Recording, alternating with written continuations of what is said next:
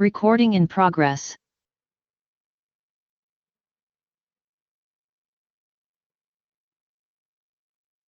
Electric charge and Recording in progress.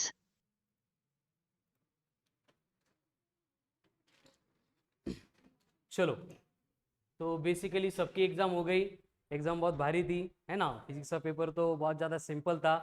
तो paper क्या था, कहाँ से क्या आया था, क्या क्या पढ़ना है, क्या क्या नहीं पढ़ना है ना, वो सेक्शन वाइज डिस्कशन वो हम नहीं करेंगे। हम डायरेक्ट सिलेबस सुरू करेंगे, कारण ते सगळं आपल्याला माहीत असतं, है ना। सिलेबस में क्या है, फिजिक्स के पहले फिजिक्स है ना। उसमें 11th एनसीईआरटी है, 12th एनसीईआरटी है। 11th एनसीईआरटी के 2 बुक्स, 12th एनसीईआरटी के असे 4 पुस्तक आपल्याला स्टडी करायचे, है ना। तो 11th एनसीईआरटी का फर्स्ट बुक है, उसमें कौन से टॉपिक है।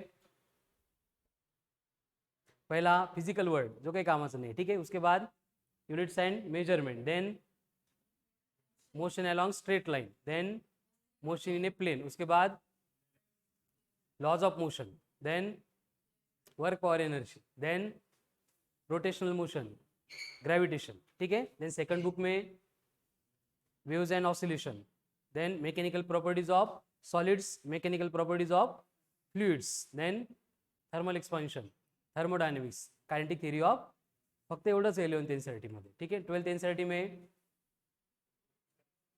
इलेक्ट्रोडायनेमिक्स सेक्शन है, जिसमें पहले electric charge and field, then electric potential and capacitor, then current, magnetic effect of electric current, then magnetism and matter, उसके बाद electromagnetic induction, then AC circuit, then electromagnetic waves, and at the end last book आता है जो सबसे simple है ना। But यावेळी काही जास्त क्वेश्चन दिसलेच नाही त्याच्यावरचे, दॅट इज ड्युअल नेचर। उसके बाद bourse theory, nucleus, radio activity, उसके बाद सेमीकंडक्टर, एंड उसके साथ में आता है ray optics and way optics, ठीक है। So from today we have to start discussion about 12th NCERT. हम जो है 12th एनसीईआरटी का सेक्शन पहले डिस्कस करने वाले हैं। उसका रीजन ये है, क्या है उसका रीजन, काय असतं, सुरुवातीला फॉर्म मध्ये measurement 1D 2D NLM work power energy सगळ्यांनी केलेले असतात बऱ्यापैकी, है ना, ते माहीत असतात। मग 11th एनसीईआरटी कंप्लीट होत आल्यानंतर आपल्या लक्षात येते की फिजिक्स काही जमत नाही, मग आपण त्याचं प्रिपरेशन हळूहळू बंद करतो आणि 12th एनसीईआरटीचा इंट्रोडक्शनच झालेलं नसतं। मग परत रिपीट करताना पण त्याच मिस्टेक होऊ नये, है ना। पेपरमध्ये बघितलं असेल मॅक्सिमम वेटेज इसी सेक्शन को था, 12th एनसीईआरटी का पार्ट फर्स्ट का book, that is electrodynamics section. मग परत त्याच मिस्टेक होऊ नये म्हणून आपण हा सेक्शन अगोदर कंप्लीट करणार, एंड जो पहले के टॉपिक है सिंपल है, सबको आते हैं, वो एकदम लास्ट में आएंगे, ठीक है। सो डिस्कशन शुरू करना है हमें अबाउट 12th एनसीईआरटी का पार्ट फर्स्ट का पहला topic, that is electric charge and field, जिसको इन जनरल हम कंसीडर करते हैं as a electrostatics. Now what is mean by electrostatics. Electrostatics का मतलब क्या है, पहले इलेक्ट्रो आएगा। इलेक्ट्रो का मतलब क्या है, स्टैटिक का मतलब मालूम है सबको, क्या है स्टैटिक मतलब, एट रेस्ट, रेस्ट में रख के क्या करेंगे, इलेक्ट्रो को स्टडी करेंगे। इलेक्ट्रो मतलब क्या होता है, इलेक्ट्रो मतलब चार्ज होता है, नेगेटिव चार्ज होता है, पॉजिटिव नहीं चालत। इलेक्ट्रो मतलब क्या होता है, इलेक्ट्रॉन, रिलेटेड टू इलेक्ट्रॉन, ठीक है। तो ये इलेक्ट्रो कहाँ से आ गया, पहले जुन्या काळामध्ये है ना, वो एम्बर फर या फिर दोन दगड़ एकमेकांसोबत घासल्यानंतर स्पार्क जनरेट होता, उस स्पार्क को ग्रीक में इलेक्ट्रा बोला जाता है। फिर बाद में मालूम हुआ कि इलेक्ट्रा क्यों जनरेट होता है, क्योंकि एक बॉडी के इलेक्ट्रॉन जंप करके दूसरे बॉडी के ऊपर जाते हैं, तो इलेक्ट्रा की वजह से मतलब जो स्पार्क जनरेट होता है जिस पार्टिकल की वजह से होता है, फिर उसको इलेक्ट्रॉन बोला गया। तो इलेक्ट्रॉन से रिलेटेड जो भी है उसको अपन इलेक्ट्रा, इलेक्ट्री, इलेक्ट्रो इस हेडिंग के अंडर स्टडी करते हैं, ठीक है। तो इलेक्ट्रो का basic meaning related two electron होता है, लेकिन इलेक्ट्रॉन का एकदम स्पेशल प्रॉपर्टी है जो हम इस टॉपिक में डिस्कस करते हैं, जिसको बोला जाता है चार्ज। तो वही मीनिंग हो गई इलेक्ट्रोस्टैटिक्स की, that is charge at rest. Now what is mean by charge, electron, है ना। चार्ज मतलब क्या है, प्रोटॉन, असं असतं का संस्कृती, what is charge.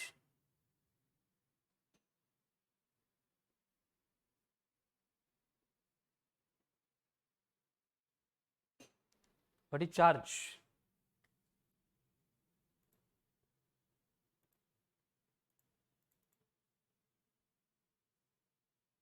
What is charge, tendency, है ना, जिसका काम क्या होता है,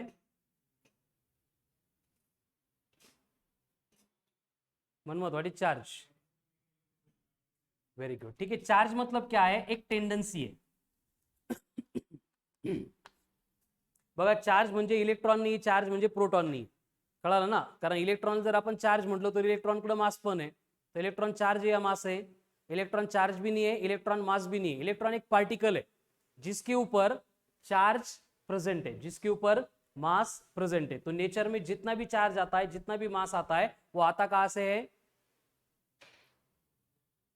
इलेक्ट्रॉन या प्रोटॉन से. क्योंकि हमारा जो नेचर है वो सब कुछ बना है, किससे बना है? मैटर से. मैटर में कौन होता है?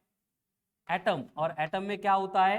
पॉजिटिवली चार्ज न्यूक्लियस, उसके सराउंडिंग में रिवॉल्व होने वाले इलेक्ट्रॉन. मतलब हमारे नेचर में proton, electron, proton, neutron, electron, इनको छोड़ के कुछ भी नहीं है.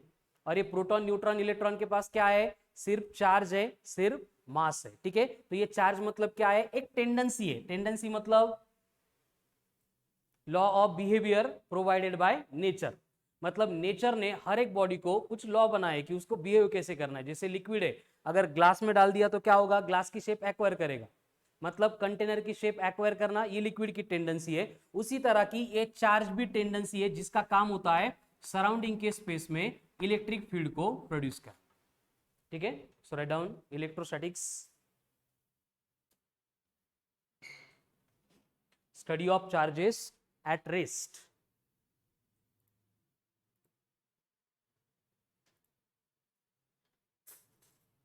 Study of charges at rest. Study of charges at rest is called as electrostatics. अब बेसिकली हमें फोकस करना है आज के लेक्चर में ऑन चार्ज. चार्ज मतलब क्या होता है? टेंडेंसी. चार्ज मतलब क्या होता है? Tendency to produce electric field around it. Tendency to produce electric field around it. Tendency to produce electric field around it.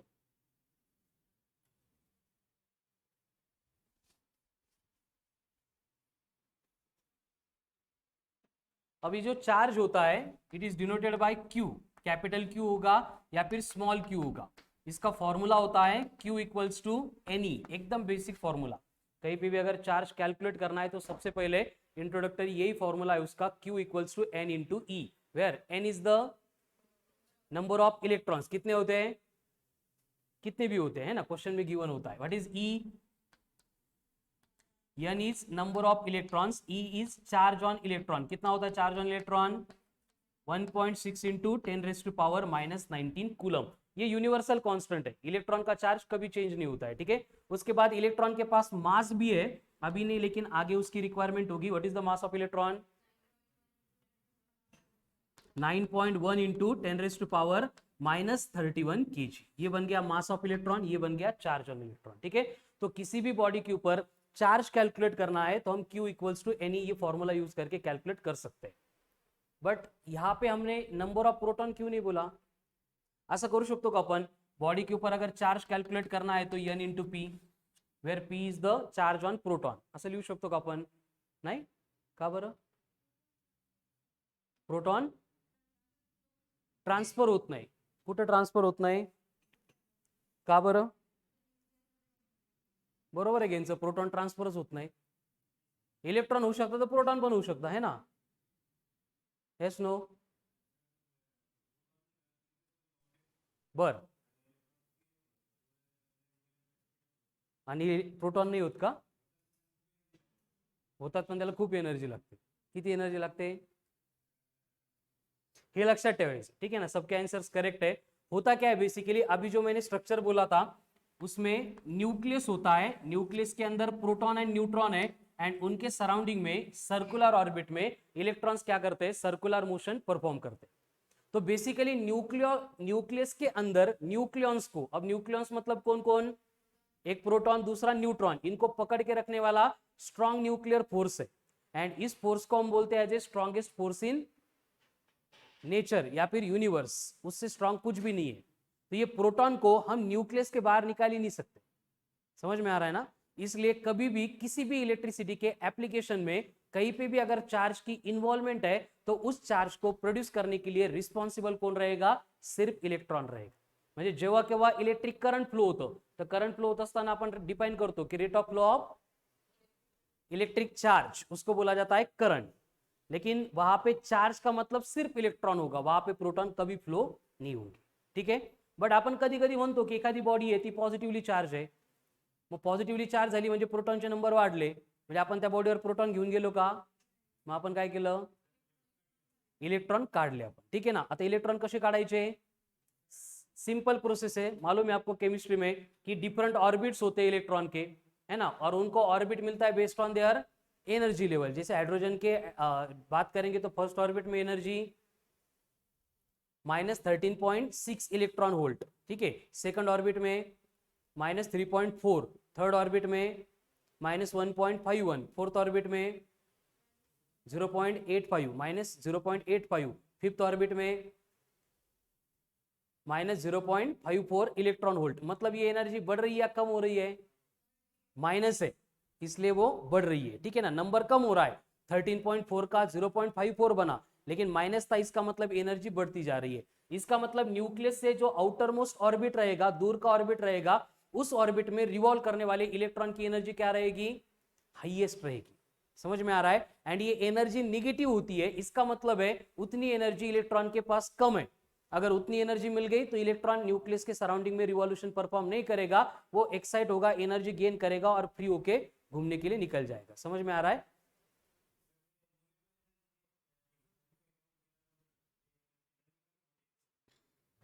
क्या क्या?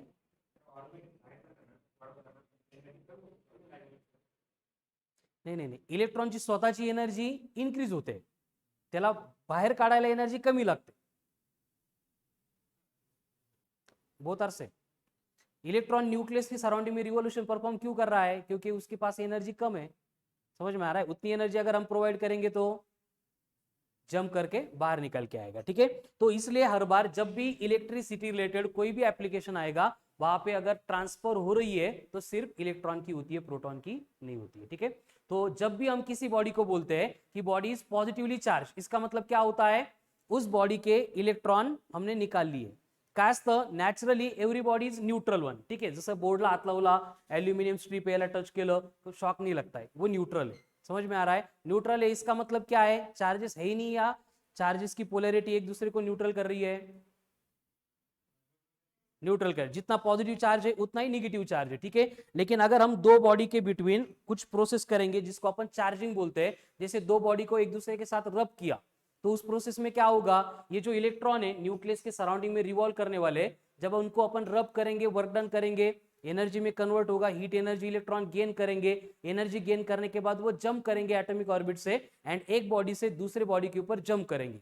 तो जिस बॉडी ने इलेक्ट्रॉन को लूज किया दैट विल बिकम, जिस बॉडी ने इलेक्ट्रॉन को गेन किया दैट विल बिकम.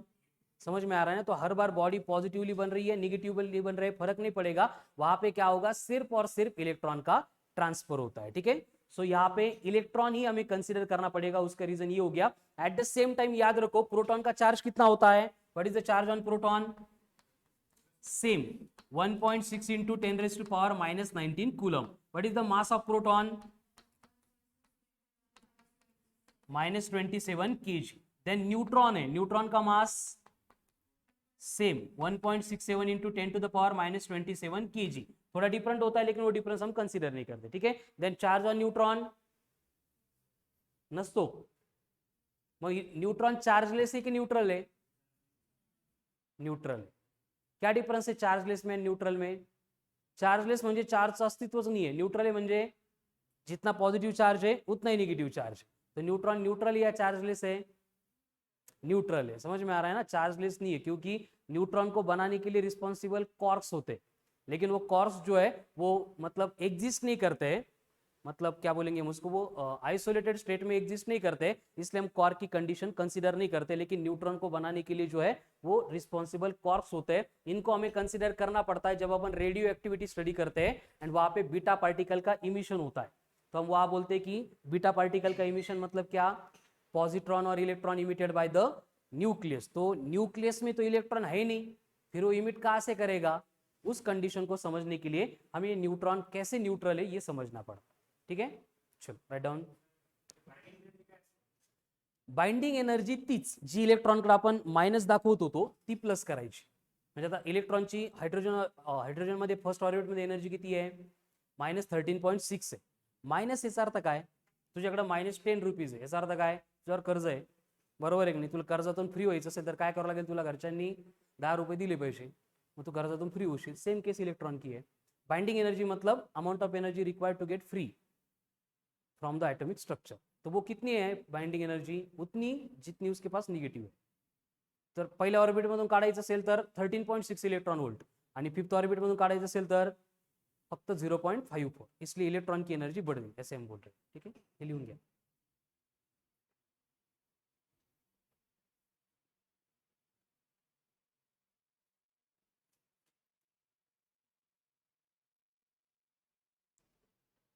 हो गया.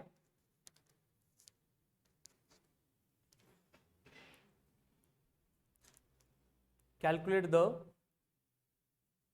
क्वेश्चन लिखो, calculate the mass gained by the body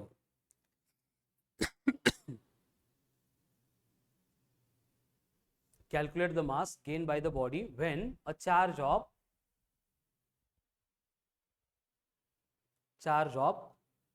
10 microcoulomb develop on its surface. 10 microcoulomb develop on its surface.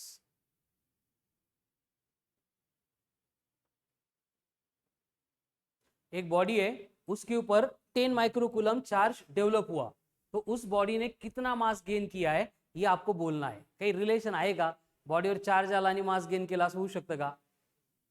Yes no. कैसे?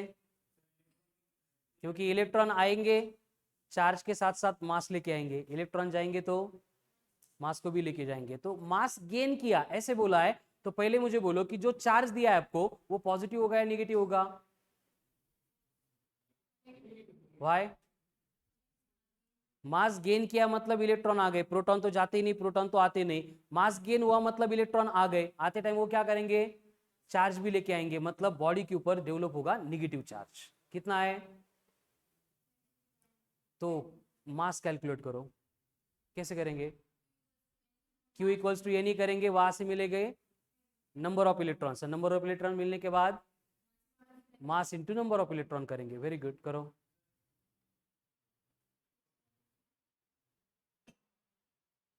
देखो सबसे पहले हमें क्या करना है, Q इक्वल्स टू एनी. अगर Q इक्वल्स टू एनी करेंगे तो हमें वहां पे N मिलेगा, तो N बन रहा है Q अपॉन E. ये क्लियर है सगळ्यांना? अब चार्ज दिया है आपको, कितना है Q? 10 माइक्रोकूलम. 10 माइक्रोकूलम मतलब ये बनेगा 10 रेज टू पावर -5. E मतलब 1.6 इंटू 10 रेज टू पावर -19 है. ये आ गए नंबर ऑफ इलेक्ट्रॉन्स. अभी अगर हमें टोटल मास चाहिए तो टोटल मास कैलकुलेट करने के लिए हम क्या करेंगे, number of electrons into mass of electron करेंगे.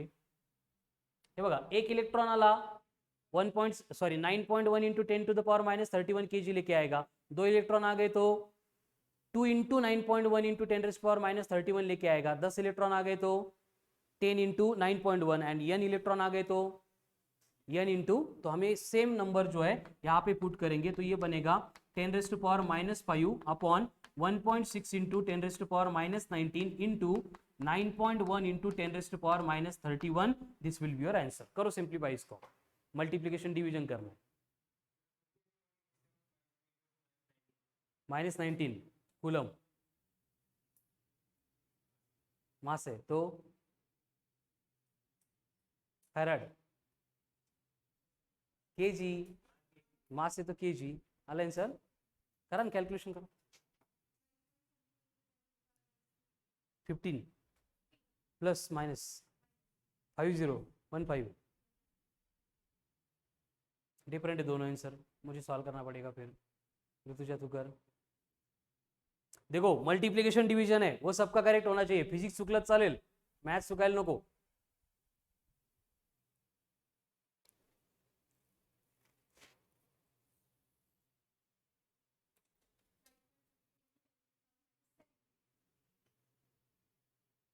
देखो जिनको नहीं समझ में आ रहा है बोर्ड पे ध्यान दो.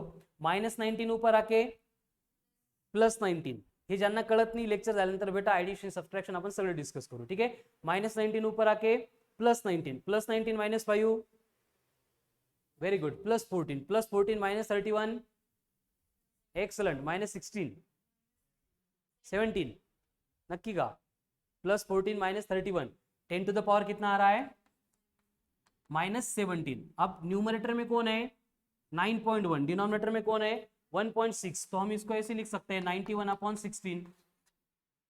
तो 16 5 जा 80 and 16 6 जा 96. यानी आने वाला आंसर एग्जैक्टली क्या है लेना देना नहीं है, लेकिन 5 and 6 के बिटवीन होगा. तो 5.6 5.7 जो पसंद है वो लिखो इंटू 10 की पावर -17.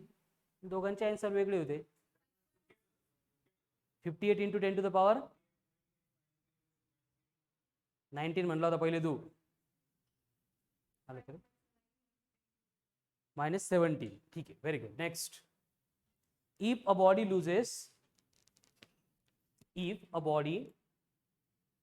loses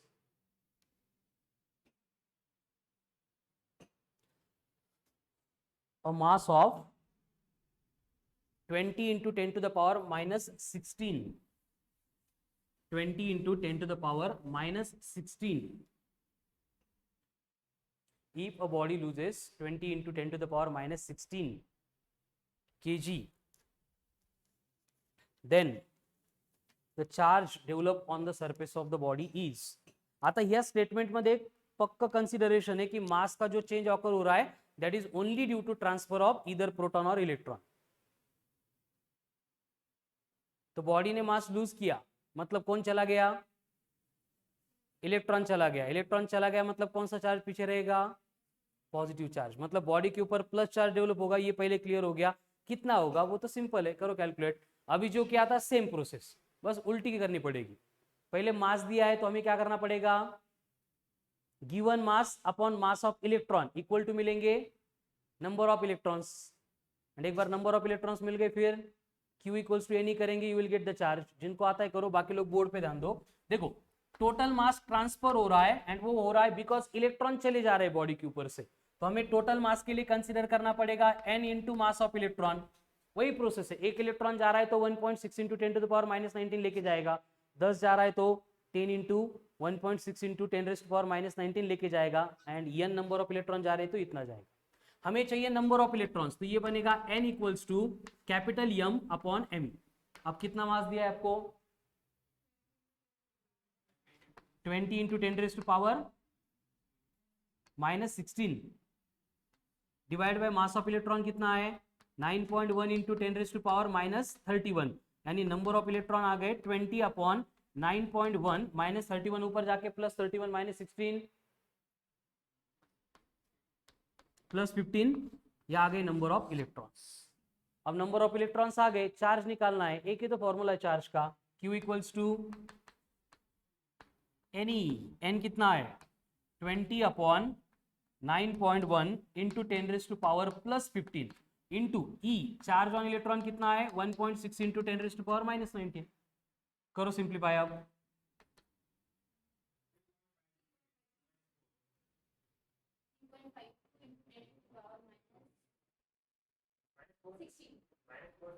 -16 -4 संस्कृति डिजिट से कुछ लेना देना है. हाँ -4. ठीक है. देखो क्या होगा ये 16/9 आहे. आत्ताच केलं होतं किती आलं होते, आता उलटे करावं लागेल है ना. 16/9 कितना आएगा 1.6 है. 32/9 करो कितना आएगा 3.5 इंटू 10 के पावर प्लस -4 क्या आएगा किलोग्राम कूलम. चलो हो गया. तो ये था चार्ज. Next electric field. हमने चार्ज के डेफिनेशन में इस वर्ड को यूज किया था इलेक्ट्रिक फील्ड. चार्ज क्या करता है खुद के सराउंडिंग के स्पेस में इलेक्ट्रिक फील्ड प्रोड्यूस करता है. तो इलेक्ट्रिक फील्ड मतलब क्या है, क्या होता है इलेक्ट्रिक फील्ड मतलब स्पेस सराउंडिंग कहाँ पे, चार्ज के सराउंडिंग में। मतलब देखो क्या होता है कि कोई भी एक चार्ज है, हमने इसको स्पेस में प्लेस किया, तो ये चार्ज क्या करता है, अपने सराउंडिंग में एक स्पेस बनाता है।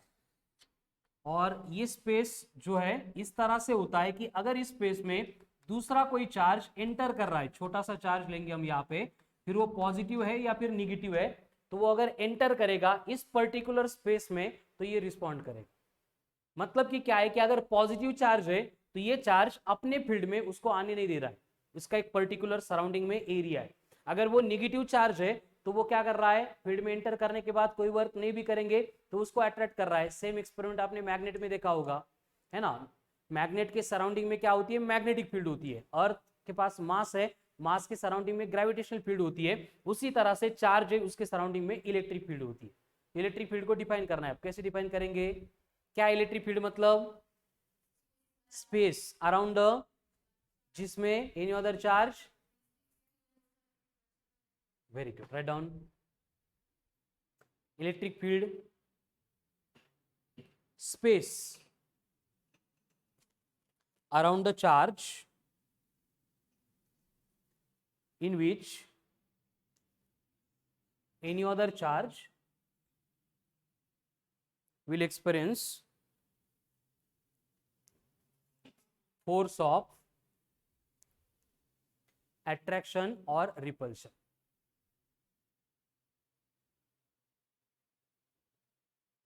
हे सगळं एकदम परफेक्ट इमेजिन करा। देखो अब तक टॉपिक की दूसरी कंसेप्ट शुरू है, पहले चार्ज को ही देखा हमने। चार्ज का काम क्या है, सराउंडिंग के स्पेस में इलेक्ट्रिक फील्ड को प्रोड्यूस करना। इलेक्ट्रिक फील्ड मतलब क्या, ऐसा स्पेस बनाना जिसमें अगर दूसरा कोई चार्ज एंटर कर रहा है तो उसके साथ इंटरेक्शन होने वाला है। अभी इंटरेक्शन कैसे होगा, लाइक चार्ज है तो वहां पे रिपल्शन होगा, अनलाइक चार्ज है तो वहां पे अट्रॅक्शन होगा। लेकिन ये इन्फिनिटी तक ऍप्लिकेबल आहे का, इथे एक चार्ज ठेवला, दुसरा चौकात ठेवला तो त्याला काढून देईल, रिपेल करेल, असं होईल का, एक पर्टिकुलर लिमिटेड स्पेस तक ही ऍप्लिकेबल है। एंड उसी स्पेस को अपन कंसिडर करते हैं एज ए फील्ड। ठीक है, तो चार्ज के सराउंडिंग में जो स्पेस बनता है जिसमें दूसरा कोई भी चार्ज फोर्स ऑफ अट्रॅक्शन या फिर फोर्स ऑफ रिपल्शन एक्सपिरियन्स करेगा, that will become electric field. मग हे कसं काय होतं, मतलब कंडीशन क्या होती, देखो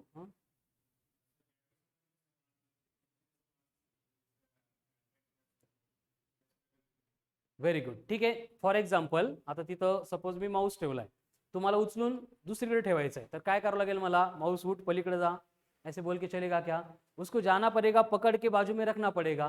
फिर यहाँ पे ऐसे कैसे हो रहा है कि ये चार्ज है माइनस चार्ज, ये अपनी पोजीशन पे बैठा है, वहां से अपनी पोजीशन चेंज किया बिना इसको यहाँ से यहाँ तक डिस्प्लेस कर रहा है। हम नहीं लेके आ रहे, कोई भी फोर्स नहीं, लेकिन फिर भी यहाँ से यहाँ तक आ रहा है, कैसे पॉसिबल है ये, पोलॅरिटी मुळे, पोलॅरिटी अपोजिट आहे त्यामुळं। व्हेरी गुड, अट्रॅक्शन होतं, करेक्ट आहे। बट असं कसं काय होऊ शकतं, असं मी माऊसचं एक्झाम्पल सांगितलं, तिथं मला जाऊन वर्क करावं लागेल, यहाँ पे ऑटोमेटिक ऐसे क्यों हो रहा है, स्वतःची गरज आहे, एनर्जी, कुठली एनर्जी, मी काय विचारला क्वेश्चन कळतोय का, कंडीशन क्या है, सपोज मुझे ये चेयर उठा के बाजू में रखनी, तो पकड़ना पड़ेगा, फोर्स अप्लाई करना पड़ेगा, फिर रखना पड़ेगा। फिर ये चार्ज जो है नेगेटिव चार्ज, हमने तो यहाँ पे लाके उसको छोड़ दिया था, फिर ये यहां से यहां तक जा रहा है, कोई फोर्स अप्लाई किए बिना इसका डिस्प्लेसमेंट कैसे होता है, इलेक्ट्रिक फोर्स। वेरी गुड, क्या होता है इलेक्ट्रिक फोर्स, मतलब दोन चार्ज मधलं, very good, unlike charges attract होतात, काऊन होतात असं विचारतोय तू, होतात, आणि लाइक चार्ज रिपेल करतात। वेरी गुड, ठीक है, मतलब ये पॉजिटिव चार्ज होगा तो वो फील्ड के बाहर जाएगा, और इसके लिए रिस्पॉन्सिबल कौन रहेगा, इलेक्ट्रोस्टैटिक फोर्स। कौन सा फोर्स, और ये इलेक्ट्रोस्टैटिक फोर्स जो है बेसिकली ये नॉन कॉन्टैक्ट फोर्स है, एक कॉन्टैक्ट फोर्स होता है, दूसरा नॉन कॉन्टैक्ट फोर्स होता है। तो फील्ड के जो फोर्स है, जैसे ग्रॅव्हिटेशनल फोर्स है ना, चॉक इथून सोडला की खाली पडतो, मी फेकलं का त्याला, सोडलं तरी पडतो का, ग्रॅव्हिटेशनल फोर्स उसको खींच रहा है। क्यों खींच रहा है, क्योंकि चॉक कहाँ पे है, अर्थ के ग्रेविटेशनल फील्ड में, समझ में आ रहा है ना। तो देखो इंटरेक्शन होता कैसे, कि पहले एक चार्ज आता है, वो खुद के सराउंडिंग में अपनी फील्ड बनाता है, अगर उसके सराउंडिंग में हम और एक चार्ज रख देंगे तो वो चार्ज भी खुद के सराउंडिंग में अपनी फील्ड बनाएगा। तो जब ये दोनों फील्ड एक दूसरे के साथ इंटरेक्ट होती है तो क्या होता है, वहां पे फोर्सेस एक्सर्ट होते हैं। फिर डिपेंड करेगा, अगर फील्ड जो प्रोड्यूस हो रही है वो अगर लाइक चार्ज की है तो एक दूसरे को वो रिपेल करेंगे, अगर अनलाइक चार्ज की तो वो एक दूसरे को हटा सका। उसके लिए रिस्पॉन्सिबल है पोलैरिटी। वेरी गुड, उसके लिए रिस्पॉन्सिबल है पोलैरिटी। एंड पोलैरिटी कैसे रिस्पॉन्सिबल है? Because of electric field lines, या फिर हम इसको कंसीडर करते हैं as a electric lines of force. समझ में आ रहा है? ऐसे इंटरेक्शन क्यों होता है ये एक्सप्लेन करने के लिए माइकल फैराडे ये कंसेप्ट लेके आता है इलेक्ट्रिक लाइंस ऑफ फोर्स की या फिर इलेक्ट्रिक फील्ड लाइंस की। क्या होता है इलेक्ट्रिक लाइंस ऑफ फोर्स मतलब?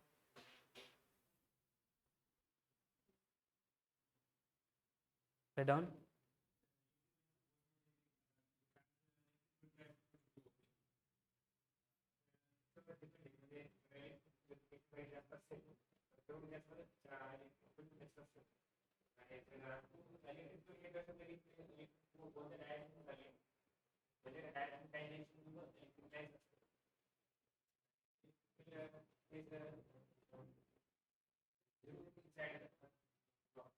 व्हेरी गुड, म्हणजे तो पूर्ण टॉपिकचं सिनॉप्सिस सांगून दिले इलेक्ट्रिक फील्ड लाइन्स मध्ये आम्हाला।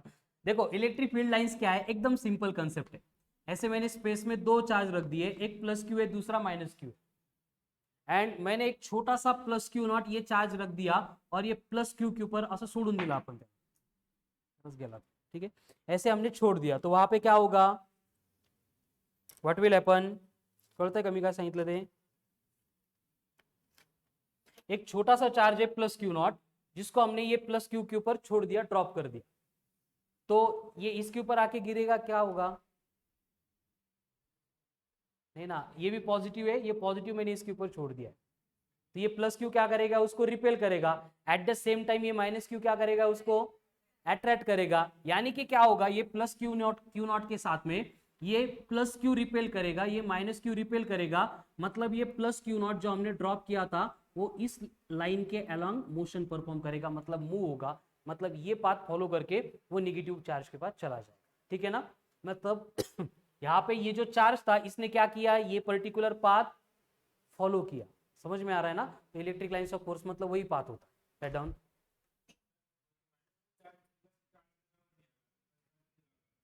हा का? हा तिकडे का बरं नाही गेला का? आपण जाऊ देत नाही, त्यांना फिक्स करून ठेवलंय। आपल्याला लाइन्स ऑफ फोर्स स्टडी करायचे आहे ना, म्हणून आपण त्यांचा डायपोल मेंटेन केलाय। ठीक है, राइट डाउन। क्या होता है electric field lines? Lines of force मतलब path followed by unit positive charge. Unit positive मतलब एकदम छोटा सा charge, path followed by unit positive charge, path followed by unit positive charge in an external electric field, दूसरों के electric field में। Path followed by unit positive charge in an external electric field, दूसरों की electric field में जो path follow होता है उसको बोला जाता है as a electric field lines. ठीक है, तो ये इलेक्ट्रिक लाइंस ऑफ फोर्स की सबसे इंपॉर्टेंट प्रॉपर्टी है कि हर बार ये लाइंस ऑफ फोर्स जो है वो पॉजिटिव चार्ज से स्टार्ट होती है एंड नेगेटिव चार्ज पे जाके एंड होती है। ऐसा क्यों? क्योंकि ये पूरा जो इमेजिनेशन है ये कंसीडर इसी तरह से किया गया था कि यहाँ पे एक प्लस क्यू चार्ज होगा एंड उसके ऊपर अपन प्लस क्यू नॉट छोड़ देंगे, उसके बाद वो कैसे बिहेव करेगा। तो यहाँ पे हमें समझ में आ रहा है कि ये प्लस क्यू से अवे जा रहा है, माइनस क्यू के टूवर्ड्स आ रहा है, इसलिए हमने डिसाइड किया कि लाइंस ऑफ फोर्स का नेचर हर बार इसी तरह से रहेगा। It will start from and will end on, लिया properties of electric lines of force, properties of electric lines of force. Number one, lines of force starts from positive charge and ends on negative charge.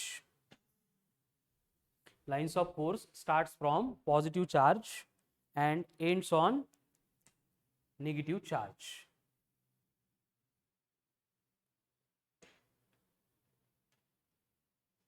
हो गया? अब ये interaction को समझते, ये rule तो हो गया कि पॉजिटिव चार्ज से हमेशा से वो अवे जाएगी, स्टार्ट होगी मतलब अवे जाएगी। तो होगा क्या? देखो ये चार्ज है, ये अपने सराउंडिंग में इस तरह का स्पेस बना रहा है, इस तरह की फील्ड बना रहा है, तो इस फील्ड में पूरा का पूरा जो स्ट्रक्चर रहेगा जो हमें दिखेगा नहीं लेकिन पूरा भरा हुआ रहेगा, किससे? इलेक्ट्रिक लाइंस ऑफ फोर्स से। समझ में आ रहा है ना? मतलब हम इन जनरल ऐसे बोलते हैं कि electric field is represented by electric lines of force. मतलब इलेक्ट्रिक फील्ड में इलेक्ट्रिक चार्ज को रिप्रेझेंट करने का काम कोण कर रहा है? लाइन्स ऑफ फोर्स कर रहे, ठीक आहे ना. जसं मला आता डोर ओपन करायचा आहे तर माझ्याकडे दोन ऑप्शन आहे, एक मी स्वतः जाऊ शकतो किंवा ऋतुजाला सांगू शकतो डोर ओपन कर, बरोबर है. मतलब फर्स्ट केस में मैं जाके ओपन कर रहा हूं, सेकंड केस में ऋतुजा मुझे रिप्रेजेंट कर रही है, वर्क कंप्लीट कर रही है, ठीक है. सेम केस यहाँ पे होती है, ये चार्ज खुद नहीं जा रहा है लेकिन इसका काम हो रहा है. काम कौन सा? अट्रैक्ट करना या फिर रिपेल करना. तो ये करता कौन है? Electric lines of force. समझ में आ रहा है ना. तो ये इलेक्ट्रिक लाइंस ऑफ फोर्स कैसे इंटरेक्ट करती है, देखो ये अगर पॉजिटिव चार्ज है तो सारी की सारी इलेक्ट्रिक लाइंस ऑफ फोर्स इस तरह से अवे जा रही है. This will be the direction of electric lines of force for this charge. अगर मैं ये छोटा सा प्लस क्यू नॉट चार्ज लेके आ रहा था तो ये भी अपने सराउंडिंग में क्या लेके आएगा? चार्ज आ गया, मतलब इलेक्ट्रिक फील्ड आ गई. फिर वो रेस्ट में है तो भी है, अगर वो मोशन में है तो भी है. मतलब ये जब भी आएगा तो अपनी इलेक्ट्रिक फील्ड लेके आएगा. अब इसकी इलेक्ट्रिक फील्ड में भी कौन है?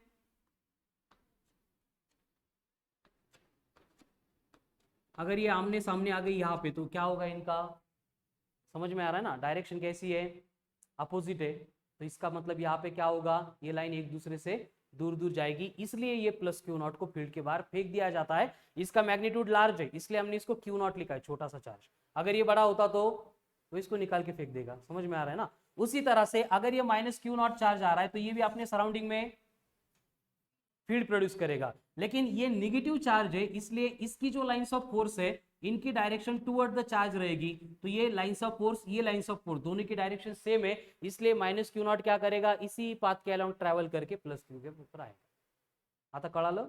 रिपल्शनच का होतं, अट्रॅक्शन्स का होतं, पोलॅरिटी, लाइंस ऑफ फोर्स, सब क्लियर. चलो next second point, lines of force की प्रॉपर्टी का क्या है?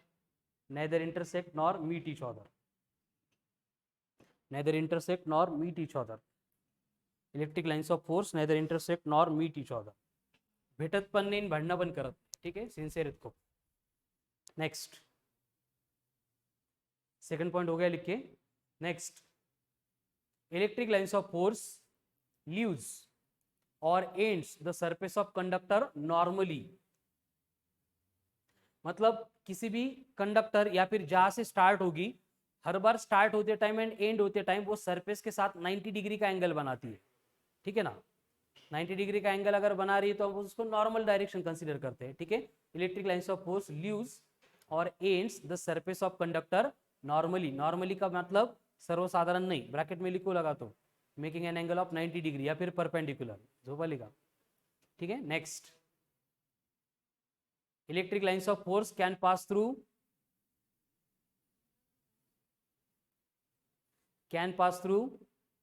कंडक्टर का इन्सुलेटर.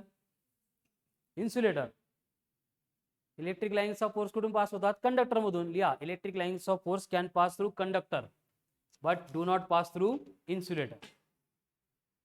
चेंज झालं काय? Electric lines of force can pass through conductor but do not pass through insulator. बरोबर आहे की? किती लोकांना वाटतं करेक्ट आहे स्टेटमेंट लिहिलेलं? कमी होतं, कंडक्टर मधून जास्त होतं बाहेर. अजून करेक्ट आहे की लिहिलेलं? देवेश, तुम्हाला काय वाटतं करेक्ट नाही आहे का बरं? काय पाहिजे मग? कंडक्टर मधून पास होत नाही आणि इन्सुलेटर मधून पास होतात लाइन्स ऑफ फोर्स. असं का? काही पण सांगता का?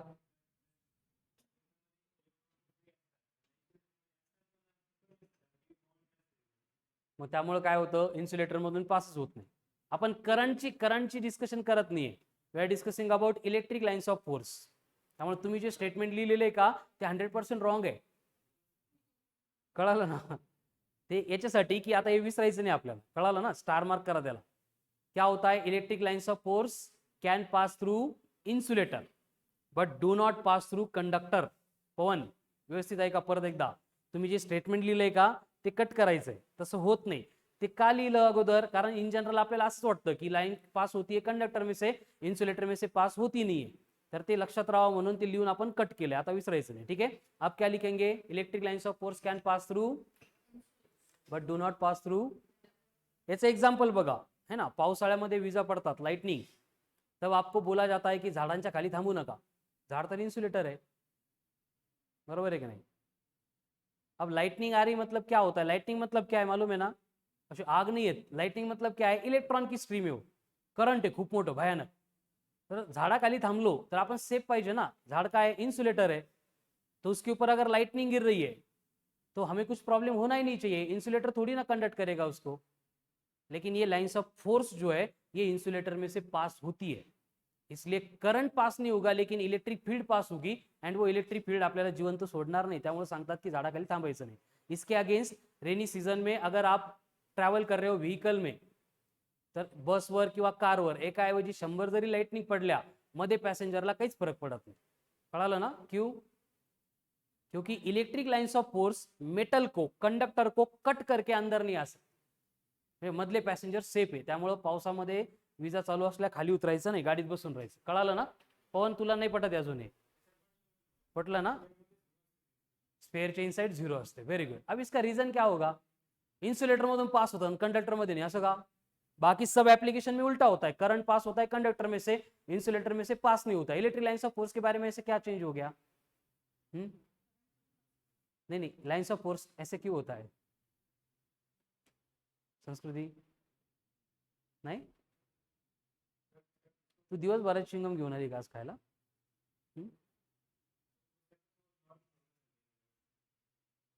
नॉर्मल तर दोन्हीकडे होऊ शकतं बेटा, कंडक्टर मध्ये पण इन्सुलेटर मध्ये पण.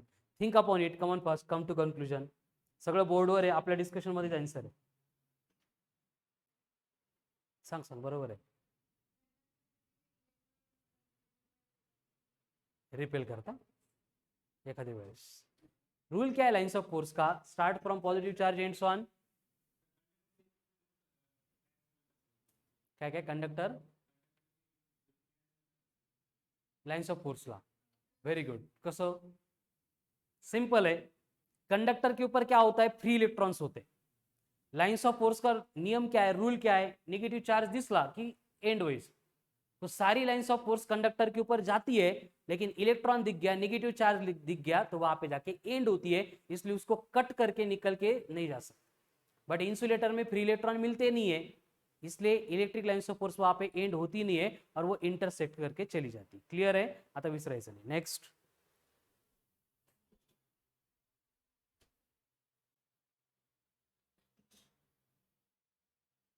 Lines of force are parallel to each other and are equally spaced at a given point.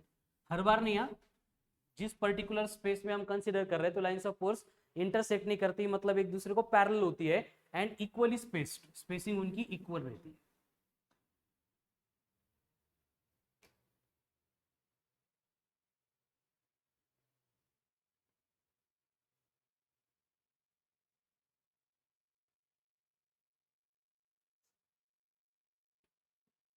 तो बेसिकली देखो, अब तक हमने बस दो ही कंसेप्ट को डिस्कस किया, एक चार्ज, दूसरी इलेक्ट्रिक फील्ड. 100% क्लियर है. चार्ज मतलब क्या है? इलेक्ट्रॉन नहीं. चार्ज मतलब प्रोटॉन नहीं. चार्ज मतलब कोई बॉडी नहीं. चार्ज मतलब बॉडी के ऊपर टेंडेंसी है.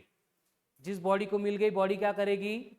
जसं ग्लास मध्ये पाणी टाकलं, ग्लासची शेप एक्वायर, बॉटल मध्ये टाकलं, बॉटलची शेप एक्वायर. ये लिक्विड की टेंडेंसी, वैसी चार्ज की टेंडेंसी है. जिस बॉडी को चार्ज मिल गया वो क्या करेगा? सराउंडिंग के स्पेस में अभी जो दिखाई दी उस तरह की इलेक्ट्रिक फील्ड बनाएगा. एक बार इलेक्ट्रिक फील्ड बन गई, उसका काम क्या होगा? दूसरा चार्ज आ गया, जसं तालिबान है ना, त्यांच्यासारखे दुसऱ्या गटाचे आतंकवादी आले तर मारून टाकणार, बरोबर. आणि सामान्य लोक आले तर त्यांचं ऐकणारे असेल तर येऊ देणार. ठीक आहे ना? सेम कंडिशन आहे. लाईक येतो, अनलाईक येतो. का होतं हे मी नाही सांगितलं, हे सर मायकल फॅराडेनी सांगितलेलं. ठीक है ना? Electric lines of force and उनकी मैकेनिज्म, उनका एक्शन. क्लियर हो गया सब? Next, Coulomb's law. Coulomb's law, Coulomb's law. अब बेसिकली यहां पे हमें ये तो समझ में आ गया कि दो चार्ज है, एक दूसरे के बाजू में रख देंगे तो अगर पोलैरिटी लाइक है तो रिपेल करेंगे, पोलैरिटी अनलाइक है तो अट्रैक्ट करेंगे. मतलब अट्रैक्शन एंड रिपल्शन वहां पे होने वाला है. लेकिन अट्रैक्शन एंड रिपल्शन होने की वजह से क्या होता है? एक चार्ज अपने पोजीशन से डिस्प्लेस होता है. समझ में आ रहा है ना? एक चार्ज अपने पोजीशन से डिस्प्लेस होता है.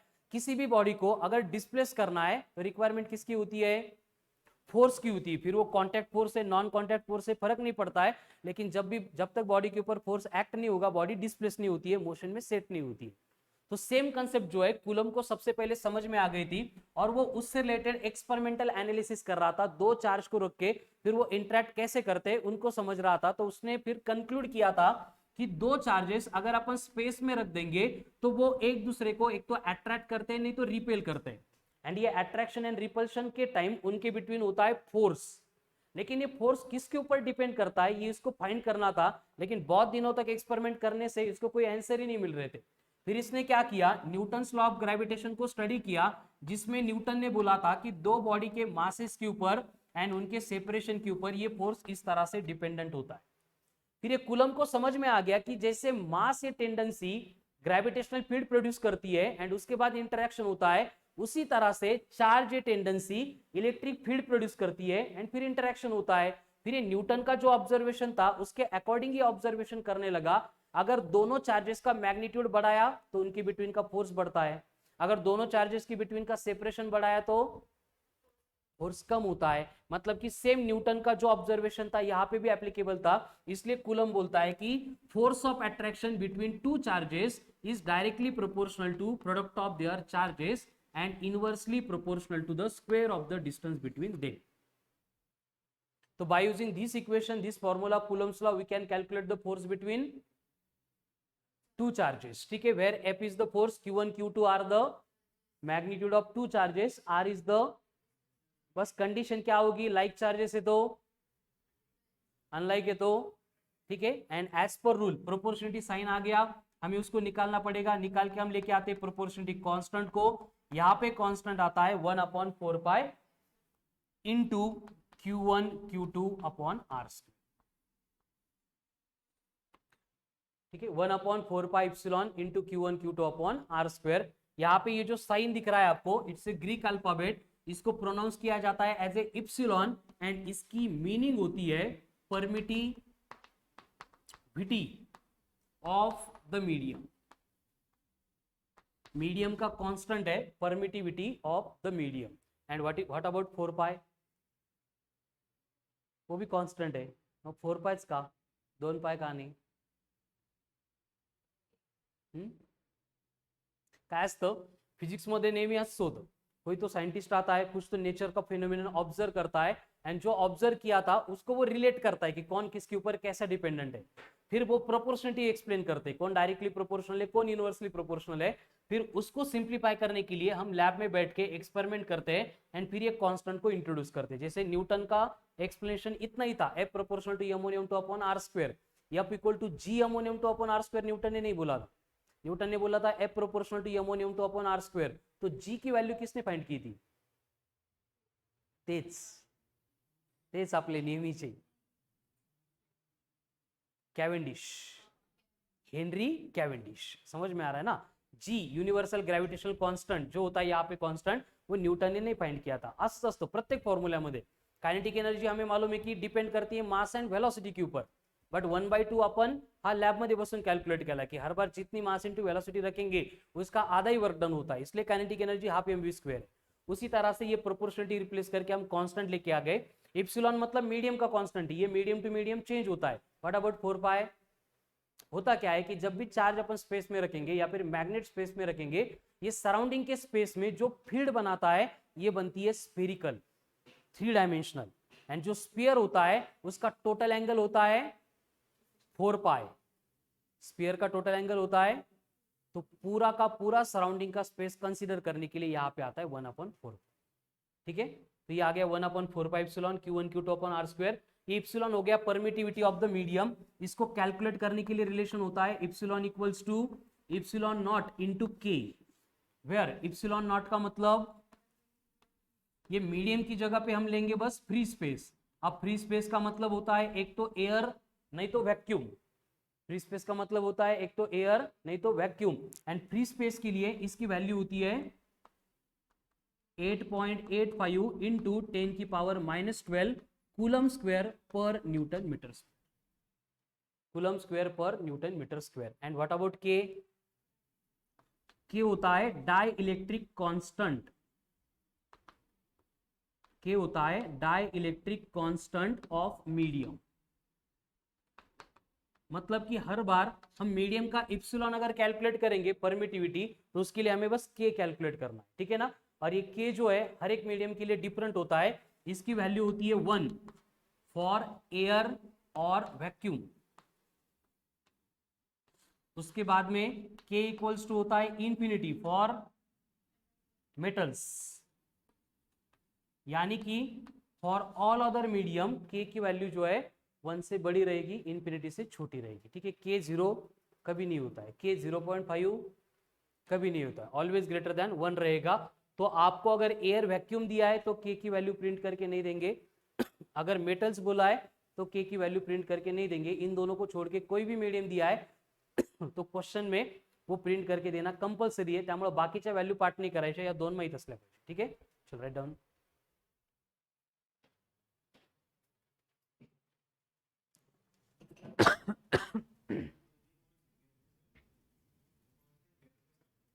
कोणता के का? आता आपण दोन चार्ज एअर मध्ये ठेवले आणि नंतर पाण्यात घेऊन गेलो, मग फरक कशामध्ये पडला? मीडियम मध्ये. तो कन्सिडर कसा करायचा? मीडियमचा कॉन्स्टंट घ्यायचा, त्यासाठी तो के असतो.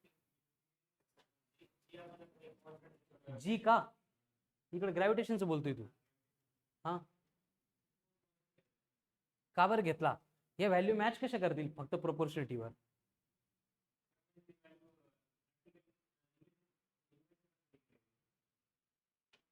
प्रॅक्टिकली हे बघ, हे मॅथ्स 9-10 मध्ये आपण स्टडी केले की प्रोपोर्शनिटी आली. प्रोपोर्शनिटी फक्त काय सांगते आपल्याला? कोण वाढल्याने कोण वाढतं, कोण वाढल्याने कोण कमी होतं. बट एक वाढल्यानंतर दुसरा एक्झॅक्ट किती बनेल हे आपण प्रोपोर्शनिटी साइन असताना कॅल्क्युलेट नाही करू शकत. तिथे आपल्याला कॉन्स्टंट लागतो, त्यासाठी आपण कॉन्स्टंट इंट्रोड्यूस करू.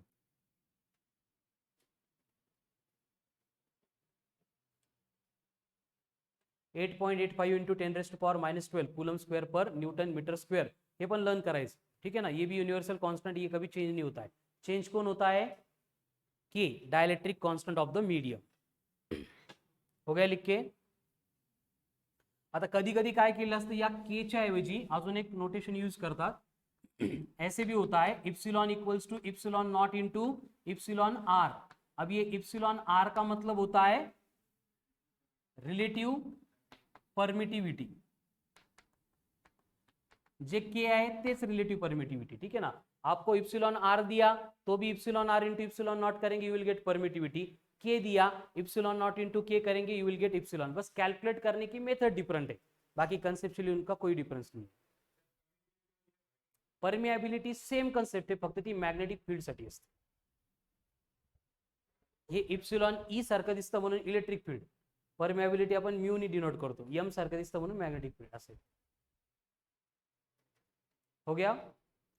तो यहां पे अगर आपको बोला गया है कि एयर और वैक्यूम है, तो उसका मतलब 1/4 pi epsilon not.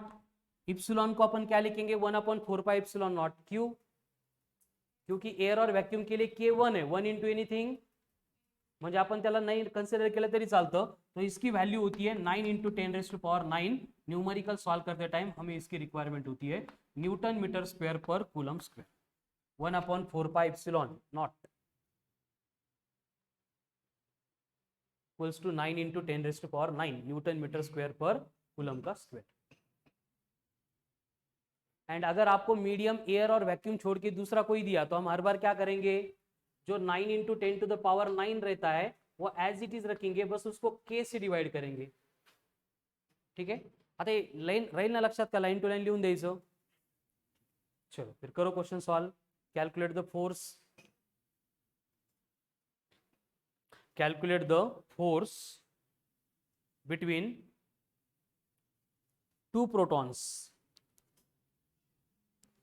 placed in air separated by a distance of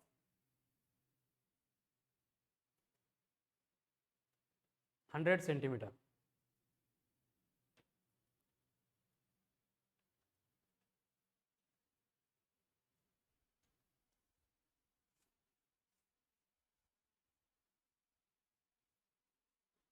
electron बोला है ना, दो प्रोटॉन. ठीक है, प्रोटॉन ले लो. तो आपको चार्ज नहीं दिया है, सिर्फ बोला है 2 प्रोटॉन है, इसका मतलब क्या हो गया, प्रोटॉन का चार्ज हो गया। Q1 मतलब पहले प्रोटॉन का चार्ज, Q2 मतलब दूसरे प्रोटॉन का चार्ज। प्रोटॉन का चार्ज कितना था, स्टार्ट में लिख के दिया था, जितना इलेक्ट्रॉन का है उतना ही प्रोटॉन का है, 1.6 इंटू 10⁻⁻⁹। देखो दो चार्जेस है, Q1 इसका मतलब यहाँ पे प्रोटॉन है, दूसरा Q2 इसका मतलब भी प्रोटॉन का चार्ज। पहला दिया है 1.6 इंटू 10⁻⁹, ये भी दिया है 1.6 इंटू 10⁻⁻19। सेपरेशन R कितना दिया है, 100 सेंटीमीटर, मतलब होता है 1 मीटर। फोर्स का फॉर्मूला है 1/4πε0 into Q1 Q2 upon R²।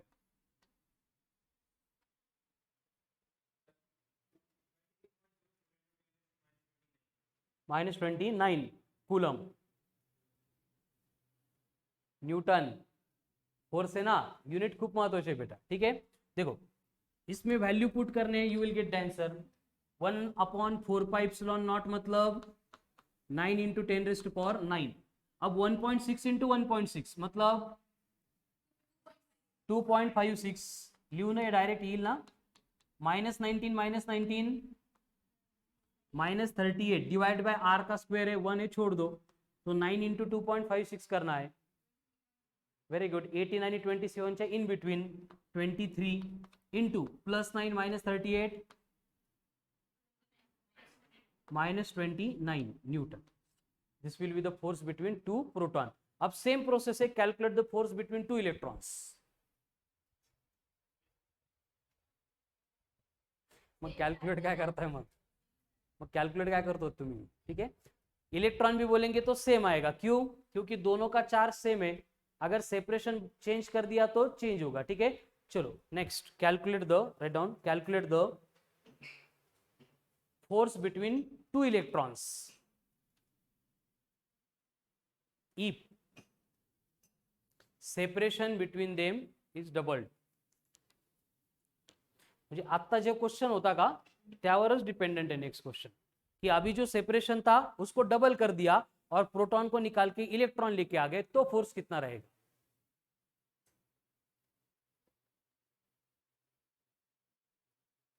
परत सांगू,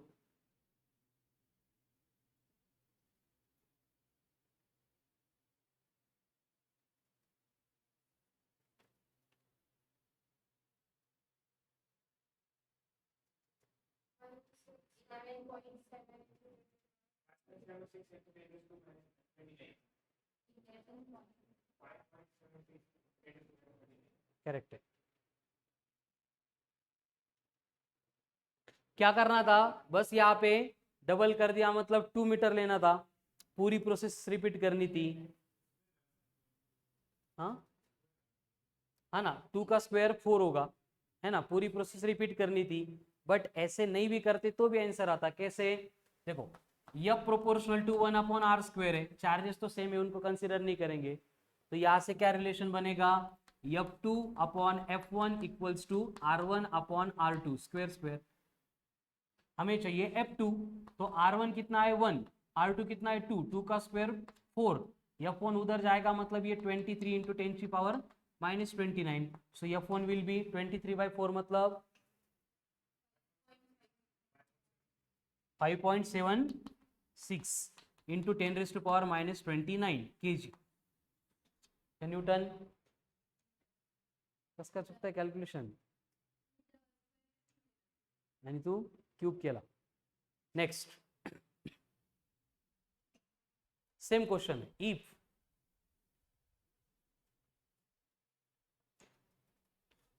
फोर्स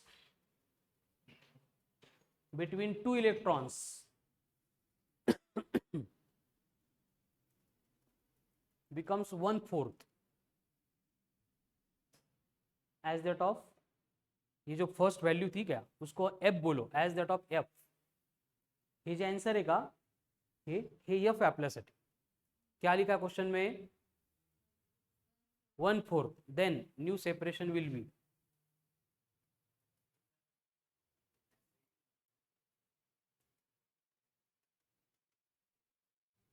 असं नसतं पवन, हळूहळू, थोडं हळू. दानिश कर रहा है कॅल्क्युलेशन.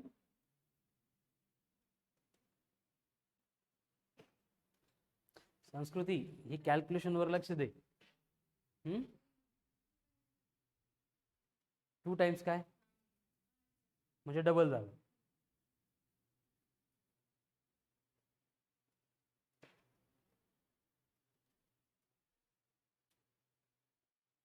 सेम ही तो क्वेश्चन था. मग कन्फ्यूज का झालं तुम्हाला? कॉन्फिडेंटली सांग ना. नाही सर हेच येतं. नाही मी कन्फ्यूज करतो ना. तुम्ही किती कॉन्फिडेंस स्वतःबद्दल. हेच आहे ना. पहिले पहिले काय सांगितलं, सेपरेशन डबल किया तो फोर्स कितना होगा. कितना आला फोर्स? 1/4 झाला. आता म्हटलं 1/4 हो गया तो डिस्टेंस कितना होगा, डबल होगा. कळालं ना? नाही कळत आहे. सेम क्वेश्चन आहे बट तो रिव्हर्स स्टेटमेंट त्याचं दिलेलं होतं. नेक्स्ट,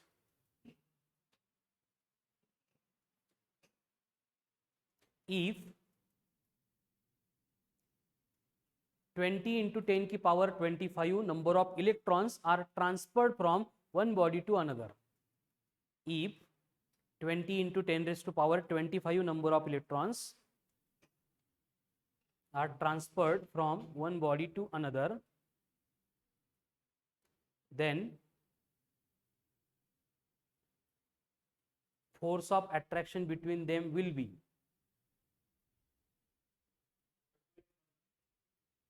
तू नहीं रे बाळा. 20 into 10 to the power 25. 20 into 10 to the power 25 electrons are transferred from one body to another. Then force of attraction them will be if separation is 3 meter.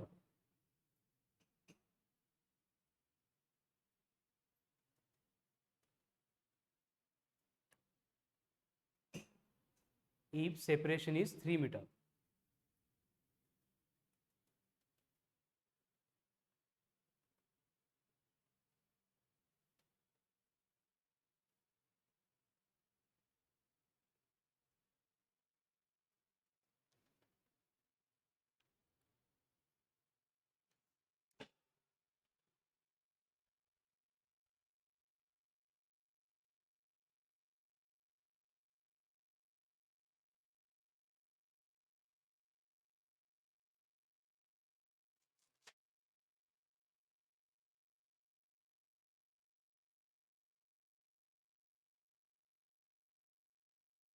चलो आ गया.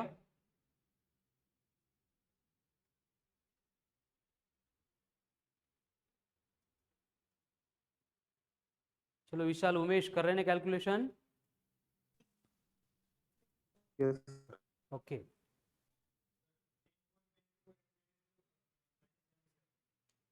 (10.24 into 10 raised to power minus 77 unit Newton. फक्त Newton पर कुठून आणला था. देखो सबसे पहले आपको दिए थे नंबर ऑफ इलेक्ट्रॉन्स, उसके ऊपर से हमें निकालना पड़ेगा चार्ज यानी क्यू. कैसे निकालेंगे? क्यू बनेगा एन ई.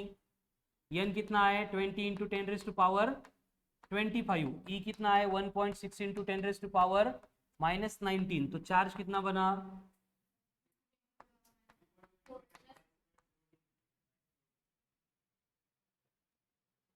1.6 इंटू 20 आते 32 प्लस 25 मायनस 19 मतलब 6. ये कूलम. आता मला एक सांगा, हा चार्ज कुठला असेल? जिस बॉडी के ऊपर से इलेक्ट्रॉन चले गए उस बॉडी का, या फिर जिस बॉडी के ऊपर इलेक्ट्रॉन आ गए उस बॉडी का? दोनों का. समझ में आ रहा है ना? एक बॉडी ने इलेक्ट्रॉन लूज किए तो पॉजिटिव रहेगा इतना ही चार्ज. जिस बॉडी के ऊपर इलेक्ट्रॉन आएंगे निगेटिव रहेगा इतना ही चार्ज. हे ना? हे मायनस दिसत नाही तुला?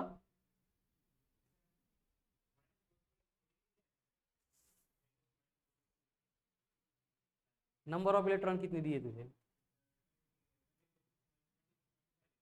प्लस घेतलं का -25? मायनस कसं असेल 25? मी 1/2 इलेक्ट्रॉन ट्रान्सफर करू शकतो का? 2 तुकडे केले अर्धा इलेक्ट्रॉन गेला.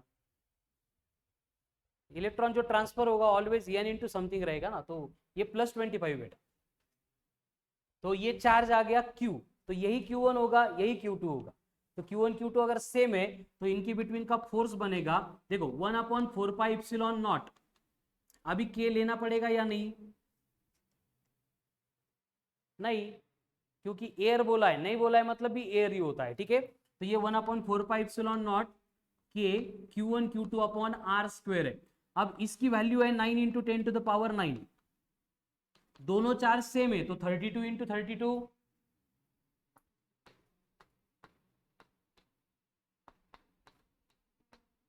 1024, तो ये बनेगा 1024 डिवाइड बाय आर का स्क्वायर भी 9, 9 9 कैंसल, तो कितना आ रहा है ये 1.024 इंटू 10⁻12 न्यूटन।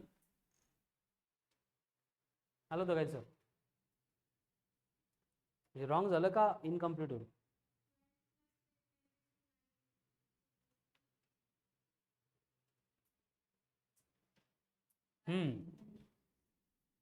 कितना आता है फिर 21, ठीक है सेम आता नहीं, माइनस नहीं ना बेटा, प्लस 31 येईल। ये कितना है 6 6 6 12, 12 प्लस 9 21, आंसर। Q1 पण 32 इंटू 10⁻6 घेतला, Q2 पण 32 इंटू 10⁻6 घेतला, नाही मल्टिप्लिकेशन 32 इंटू 10⁻6 इंटू 32 इंटू 10⁻6 आहे, मग 32 इंटू 32 आले 1024, मग 1024 10 10 बेस सेम आहे, पॉवरची ऍडिशन 12, नाही ना मल्टिप्लिकेशन मध्ये आपल्याला ऍडिशन करावं लागतं ना, दोन्ही घ्यावं लागेल। कुणाल कळते ना? नेक्स्ट, इफ सेम सेटअप, हाच क्वेश्चन है, is placed in a medium of dielectric constant 10 हम्म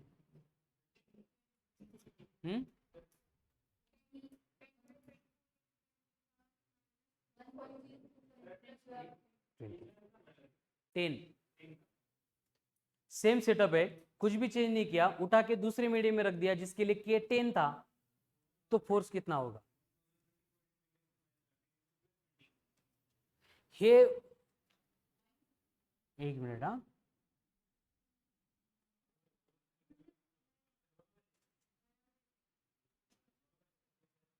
बरोबर है, पॉइंट दिसत नहीं असा येतो, ठीक है।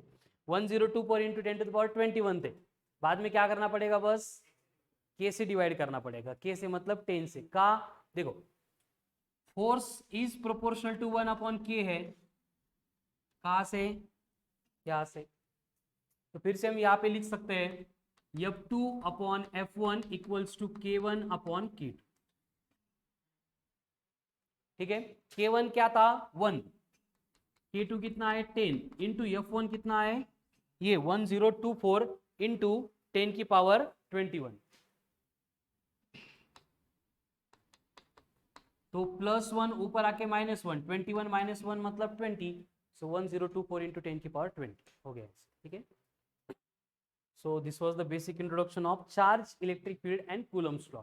अभी एक्चुअल टॉपिक का जो कंटेंट है सीक्वेंस वाइज वो हमने शुरू नहीं किया है, बस एक कंसेप्ट कौन सी हमें पढ़नी है उसका थोड़ा कैलकुलेशन के साथ हम यहाँ पे इंट्रोडक्शन देख रहे हैं, ठीक है। So remaining part will continue on tomorrow's lecture at same time 10:15, but उससे पहले जो है आपको 30 मिनट्स टेस्ट देनी पड़ेगी, जो हमने कंटेंट आज पढ़ा है, जितने क्वेश्चन सॉल्व किए उसी के ऊपर टेस्ट रहेगी, ठीक है ना।